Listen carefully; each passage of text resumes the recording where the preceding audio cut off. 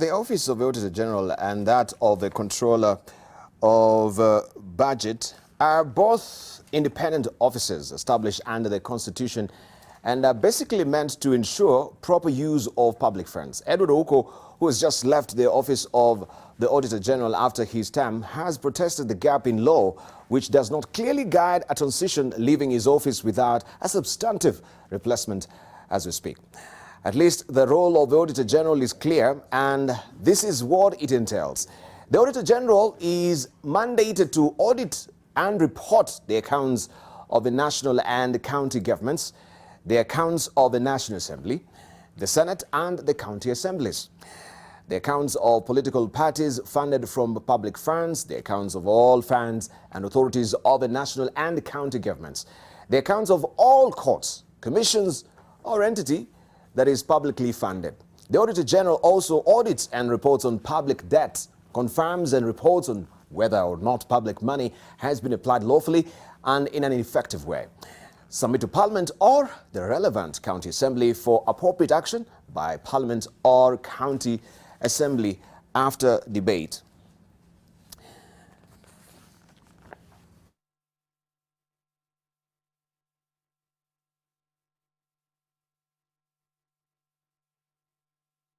The August the 26th, Agnes Odhiambo has been the controller of budget, but with her term having come to an end, Stephen Marsha has just been appointed acting controller of budget for the next 3 months. Now, here's a look at his role. The mandate of a controller of budget generally entails overseeing the implementation of the budgets of the national and the county governments, and they do that by preparing and publishing statutory reports. In line with that, they also conduct investigations based on their own initiative or from complaints from public conduct, alternative dispute resolution mechanisms to resolve disputes, and advise Parliament on issues related to transfer of funds to state organs or any public entities. This office authorizes or disapproves any withdrawal from a public fund unless satisfied that the withdrawal is by law.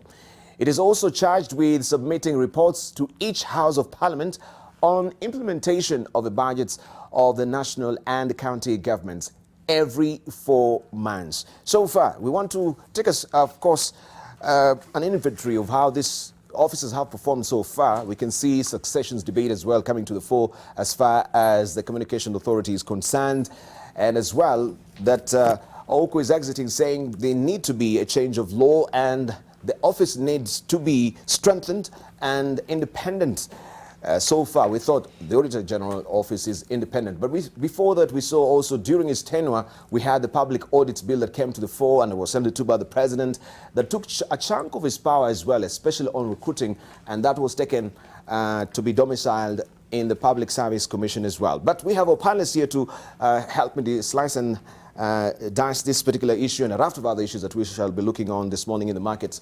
We have with us Professor Rachel Gesami, who is the Director of Quality Assurance at the Catholic University of Eastern Africa, also Professor of Economics Business School. We have with us as well, this is James Mureo, who is a board member of Business Registering Services. Also, we have with us this morning Kwame Owino, who is the CEO of Institute of Economic Affairs. We have with us Dr. Gituro, who is the chair of the Kenya School of Government, also a lecturer at University of Nairobi School of Business, and also Stanley Manduku, who is an expert lawyer on oil and gas, and also a regular panelist here on AM Live. Good morning, gentlemen and lady.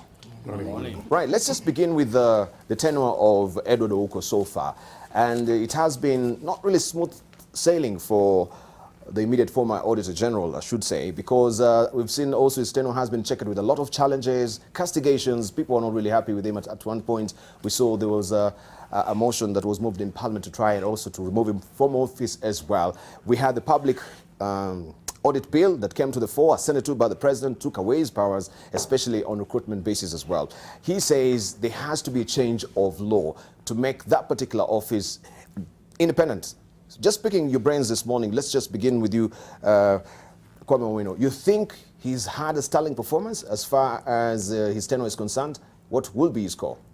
Well, for Okay, I think sometimes it's important for us to understand that whatever achievements or challenges reflect the whole office and not necessarily the individual in leadership. Yes. But I think leadership matters, and this is one institution that proves to us that one person who's focused, has read the law, understands their boundaries, is bound to cause, can make an institution raise its profile and perform effectively. So I think it's done well, extremely well.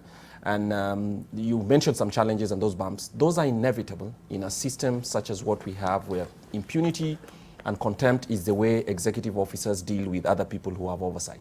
So I think he's just established a mark, telling people that you can do your job, have no fears about anyone trying to use the legal or non-legal means.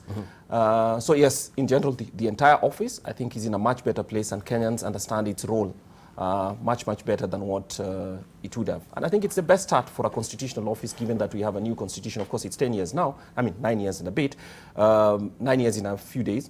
But I don't think it is possible for one person or for that office to have performed better. Many more people are aware about what it does. It could have done much better, of course, with the support of Parliament, but that it ruffled feathers in the executive, that is expected when you have non-transparent systems and a radical change such as what the new constitution did. So in a way, it's not his fault.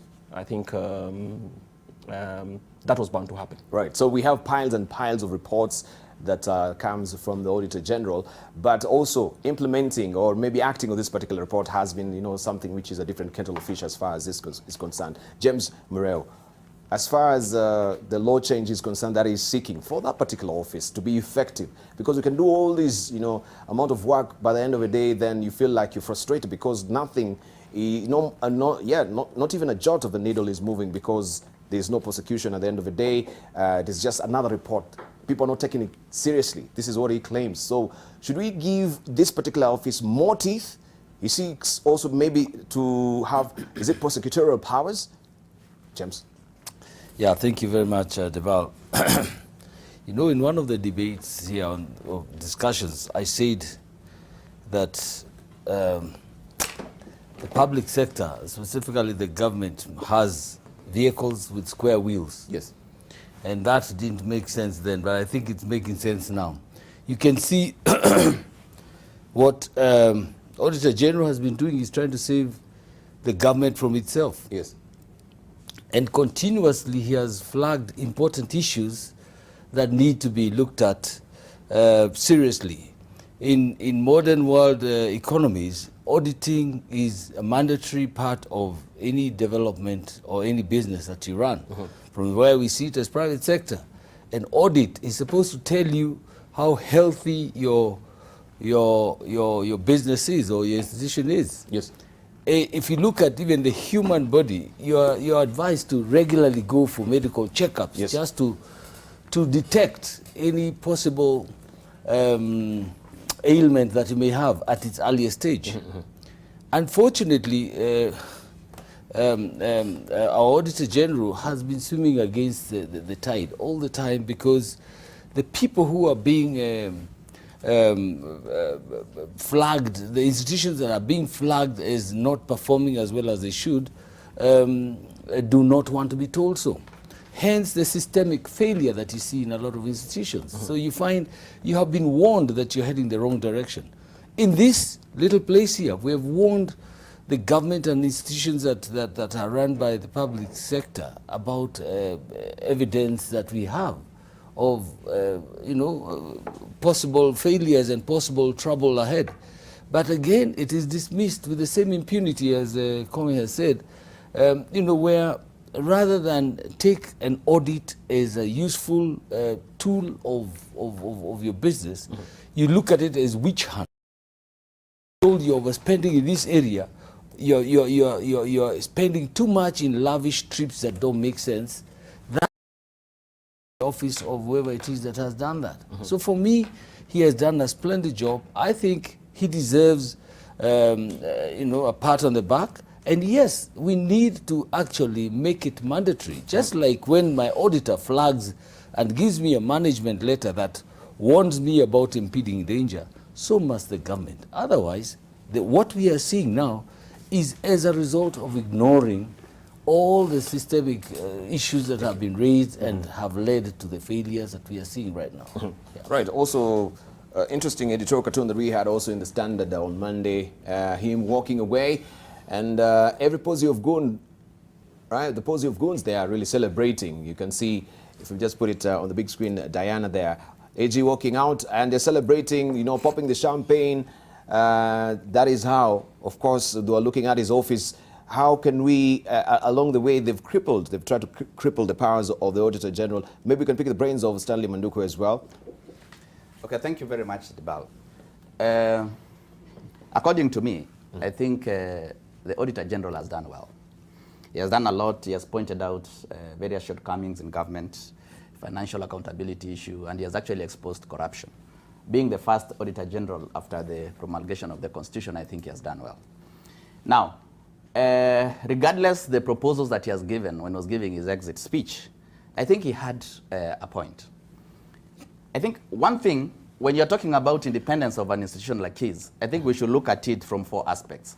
First of all, you have the usual, the legal independence, the constitutional independence that is guaranteed in the text of the law. And then the second thing, independence in the form of which appointments are done. That's one of the things that he was complaining about. We also have independence, the operational independence, how he goes around his business. And then the financial independence, such that in the event there's a problem with the executive and then there are challenges when it comes to accessing funds for his normal operation, he can actually be crippled if there are those issues. Another important thing that he said, he was complaining about what you've just said, that his reports are ordinarily not actioned. He raises quite a number of issues, but the investigative agencies do not really pick them up, and they do not action them. I think that is a very valid concern. The only thing I disagree with him is that his office be given teeth so that he can be able to action those particular reports. I think it is important for us to segregate these particular duties. And the only thing is that to see whether the investigative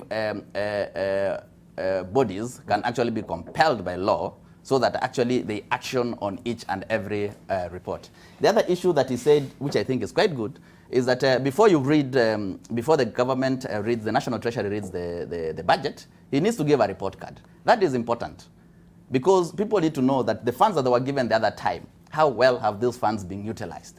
How has that budget been absorbed? Which I think is a very good thing, that it's a good proposal that needs to be taken up. And obviously, he also complained about the succession aspect, whereby there's a possibility that we don't have an Auditor General. There are reports that must be filed, must be signed by the Auditor General by operation of law. And the succession hiccup or the lacuna also is something to be worried about. But I think overall he did a good job. And the report that he has given, the exit report that he has given, I think is something very good that we need to pick up as a country and see how it can be implemented. Right. Let's hear from Rachel Gesami. Good morning, Dipal. Good morning to you. I think the Auditor General of this country has done a great job. He has stood, auditing, is equal to questioning the authority of the country. It's like you are auditing the president himself whenever you are saying this is wrong or that is right. So I think for me, he has done a sterling job. I could give him an outstanding performance on his work in this country the last 8 years that he's been. He has questioned financial accountability very clearly in almost every statement he made. He has exposed corruption, which is the elephant in the house in this country. And basically, I also believe that that office's independence is critical. It must remain independent. Yes. So, constitutionally. So when the lawyers look at these issues, they should, if we are going to look at the Constitution again, we must say that this is a constitutional office and it must remain independent. So I think he's performed very well. That was the constitutional desire. I mean, but as it is right now, is it as independent as it should be? That is a probing question. Maybe you should ask Gituro Wanena to tell us. I think one perhaps is to appreciate Edward's job, a good golfer. And maybe there are two things I would actually raise about him. One, as much as he has pointed, and I've listened to him for 3 public lectures at the University of Nairobi, if it was that tough for him, he should have taken responsibility. Less responsibility? He should have taken a responsibility and even quit. Even if quit? Yes. Yeah. There are certain level you reach, your reports are going nowhere. So you take a responsibility. Secondly, and I think it's important, as much as he also brought the issue of corruption, there are issues in his office. There's one in court as we talk. So I think there are issues also, but more fundamentally, perhaps the last point I want to bring, I think if I was Edward, I would have actually done this, what he's saying right now, when I'm in the office. Changed, go through this process, not when I'm exiting. But make sure that is one of my agenda, that I give the power as it does, because the point you raised earlier on is extremely important, that we have all these reports. And that's what I was talking earlier on. If you find that you don't have the opportunity to see them being operational, why are you sticking to the office? And I think that's a key with us. Take a responsibility. And resign. Yes. But we know in this country the culture of resigning is not there. Let's say from Kamal come to you. Sequentially. Let's. I think the major criticism we've seen in the media regarding the performance of the Auditor General is, and the buts come in terms of, well, he's done well, but his reports are not actioned. The truth is, the Constitution requires the Auditor General to make a determination whether public resources have been used legally and lawfully. It does not require him to ensure that Parliament implements them. It doesn't. It's the same way in which a publicly quoted company would have their auditors declare what the state of accounts are. What the management and the corporate board does with that is a different matter altogether. So the auditor certainly would want to see the professional finding acted upon. But we all know what happens in Parliament. So it would be a bit harsh to say that if you provide a report and whoever you provide the report to does not use it, then that it is your fault. Maybe you can say perhaps you could have used new persuasion methods, but I wonder if our Parliament, especially in the last administration, could have been persuaded otherwise. Because if you remember, members of Parliament, for whom he works by the Parliament, he cannot give that report to anybody but signs it and places it before Parliament. So the same people for whom he was working were actually even, we have to be honest, calling, or rather, using ethnic signaling and suggesting that you're working for people who are opposing us.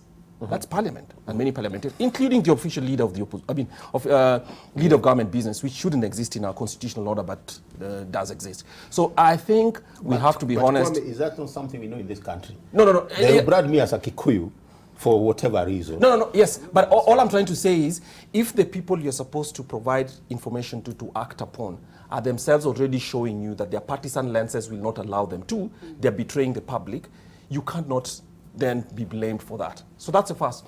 The second thing is, sometimes resignation is the easy choice. Remember, the reason this office and the control of budget are allowed a single term of independence and actually freedom is for the purposes of ensuring your independence. If you're going to if you're going to take such an office and resign every single time the president is unhappy with you, the signal you're sending to the president is that actually it does not matter that your office is independent. So I think that's a fine line about when do you say this is too much, but I think it's too easy for people in constitutional offices.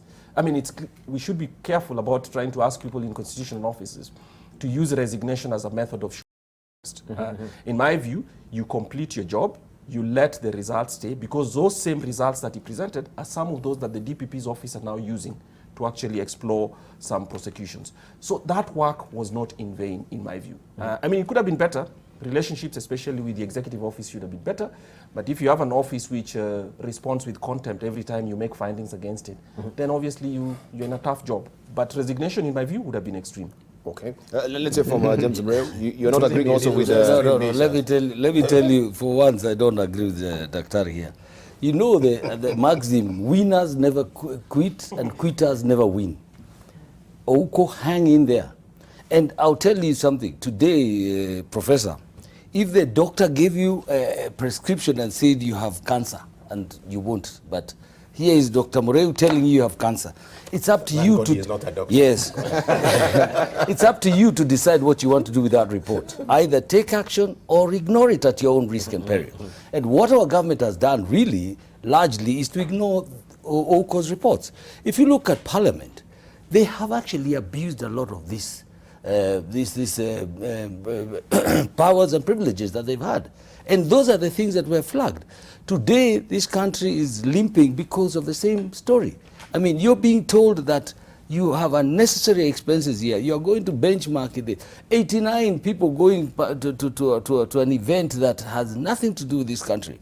So if that is flagged and you don't agree with it and you don't do anything about it, it's at your own risk. You have cancer, cancer will continue eating you, whether you agree with the doctor or don't. Absolutely. So it's up to us, really. I think the point I'm making here is, how do you stay in an office, year in, year out, you're saying this is not right? Because even But the that is preachers, the let me mandate say of the this, office. the preachers I are think still that has been preaching and well the whole world is clarified not yet by saved. Kwame. Yeah, that has been well clarified by Kwame here. Let's hear from Stanley. Yeah, I think Ouko has done well, because you have to look at his office and the mandate. He has got a constitutional mandate, and even under his operating statute. So there's no way he can assume other persons or other people's responsibility so as to ensure that his reports are actioned. So you execute We have your got mandate. the Public Accounts Yes. Committee, they can work on it. You have got the Ethics and Anti-Corruption. Those are the people who are charged. Constitutional, they have a constitutional responsibility to yes. ensure that his reports are acted upon. Right. So all that he needed to do is to point out the various flaws, and then his job ends there. Yeah. And according to me, he has done that, and he has done that very well. Right. Yeah, But we very see well. also that we can see Dr. Gituro here arguing that also his tenure has been checkered also with a bit of kinks, right, that needed to be ironed out. One of which is actually the issue of nepotism that has employed more people from his community. And I think is that something that is in court? I do not know if that has been challenged as yet. Right, but we can see even with the succession politics, this is what also is feeding also with the Communications Authority as well as it is right now. Could we also just discuss about the succession politics right now? Even we can juxtapose what is happening with the Auditor General's nepotism, of course, allegations, and the CA's allegations. But you can go on with your train of thought. I saw you wanted to say something before we take that particular angle as well, Professor. Yeah, you know, this country is interesting. Ouko's office is a pillar, you know, in the constitution.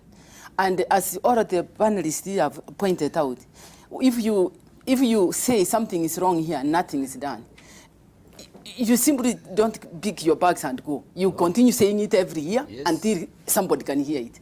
Now, if you look at, the Minister of Health, for example. Now, let's just go wider. The Minister of Health, there are, chemicals being put in meat so that it can make it look beautiful, you can buy it. Why is the minister in the office? That's one question one could ask. No, let's proceed. I'm not even questioning you. Now, then, the other issue, this hotel belongs to you. You say, no, this hotel doesn't belong to me. 2 years later, you say, yeah, it's my hotel. Even me, I'm a Kenyan. So it is a culture. It starts very far. So if you look at Ouko as an auditor in this country, really, you look at what he has said. You look at when he questioned do you remember when he exposed the corruption on the creation of the food relief, the 4 billion? Yes. No, what did we do? We looked at him like he's actually the madman. The rest, those people dying there, the food has been bought, but we know the truth. Yes. So let's be very sensitive in how we want to charge these officers, because I know I've also earned a living as an advisor. You can give advice, the person you are giving that advice and decide to use it or not. Yes.